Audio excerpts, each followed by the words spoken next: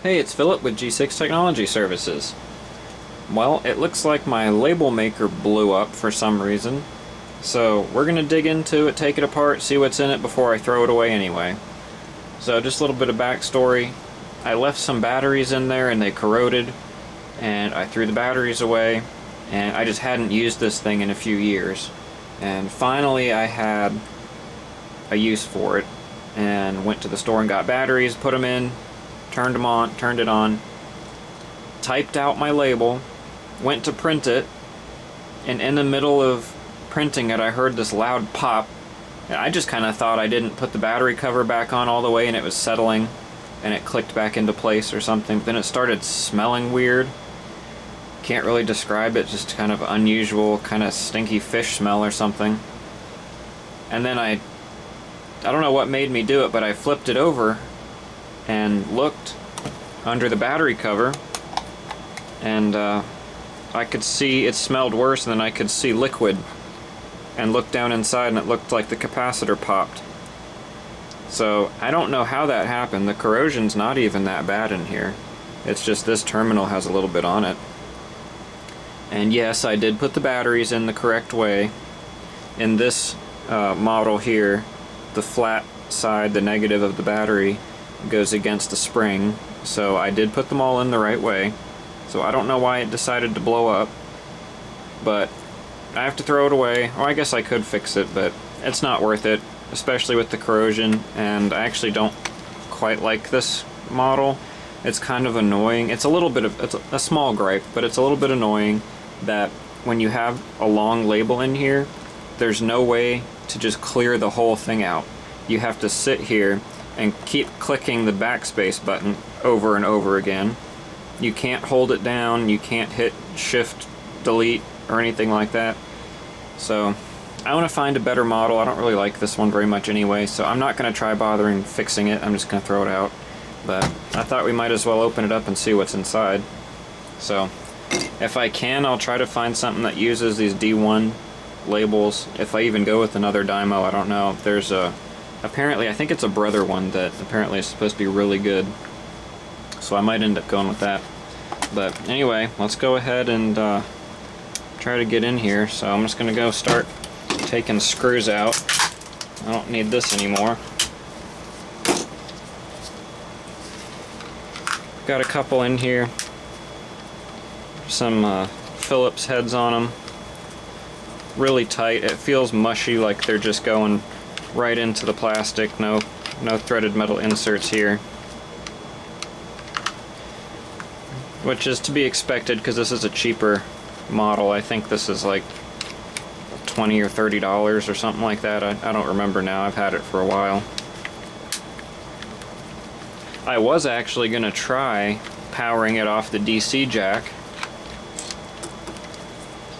because it has a 9-volt 2-amp jack, but I don't have anything that's 9 volts. I've got a bunch of 12-volt stuff. I've got some 5-volt. I don't have any 9-volt, so I didn't want to buy something for it, because I might as well just buy batteries. Let's see, I think I can just kind of poke this through. I felt it kind of give earlier. Oh, there we got some movement there. Let's see, am I missing any? Oh yeah, there's another couple of screws in here. Whip those out of here real quick.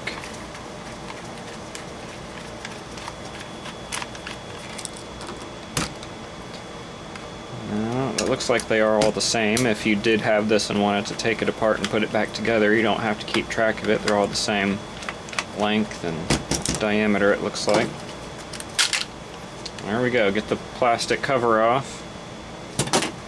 This rubber keypad off. Which actually, it did feel nice to press on it. And it is a QWERTY keyboard. I don't like the sequential alphabetical ones. They're really annoying to find what you're looking for. So there's that. Let's see, looks like we got another couple little Phillips screws here to get this circuit board off. These screws are really hard to get out of here because they are just going into plastic and they really over-tightened them. This is what I and the manufacturer would consider non-serviceable. We got another one. At this point it's just find all the screws and take them out. We are starting to get a few different kinds in here now. DC jack wiring is not very good. Can you see that? Might have to zoom in a little bit, but it looks like see how that negative wire is just kind of sticking through and touching the jacket on the positive. It could have poked through there possibly, I don't know. It looks like it is the type of jack with the switch, but they didn't use it. I don't know. So anyway, let's continue pulling stuff out of here.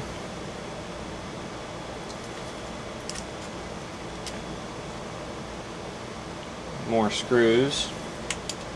Just kind of making a mess of all these screws.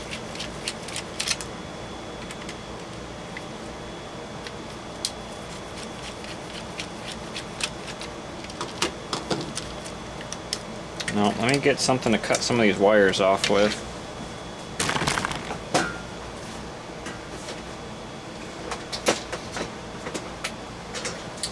Alright, this should do it. Good old Huskies. Give it the old snip here.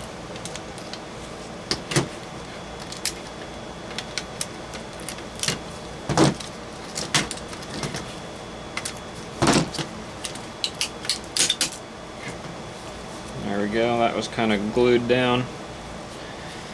So, just buttons on this side. And then over here we can see this capacitor. I smell the smell again, but we can kind of see if I can get it to cooperate. This bottom capacitor there, vented. Kind of hard to see it on the camera maybe, but it definitely is open.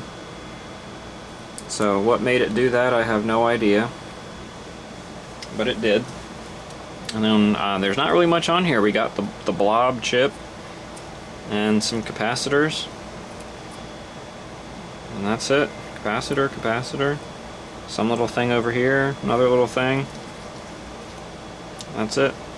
So, for the circuit board anyway, let's see what else is in here. We got the battery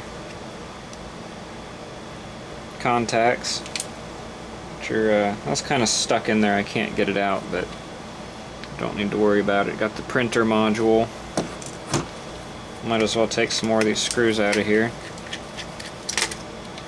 We'll just see what's in here. I don't think I can really salvage anything for use elsewhere. It's all kind of, I don't know, proprietary or something, whatever you want to call it. Only good for the current use. I'm not going to be able to make this little thermal printer do anything. Bunch of gears and well, that motor's pretty cool. I might could save the little motor. Then we've got, I can't really tell, up in this top corner here, like a magnet or something. Oh yeah, that is a magnet. And then on this assembly, it looks like the only thing useful we have is the printer. I think this is the print, yeah, the print head. Oops, something fell out of there. The print head, which is right here. I don't need that for anything. There's supposed to be some kind of, oh, this is the cutting mechanism. It kind of comes out of here. There's a little razor blade inside here.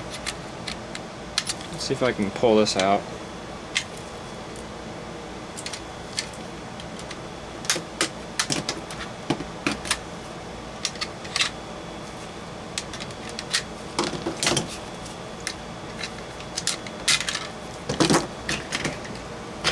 Yeah, there we go. Got our razor blade. Just kind of sticks out and cuts the label. So, anyway, that's it. Old piece of junk that blew up on me, so off to Amazon to try to find a new one. So, thanks for watching. Hope you enjoyed. I'll catch you in the next one.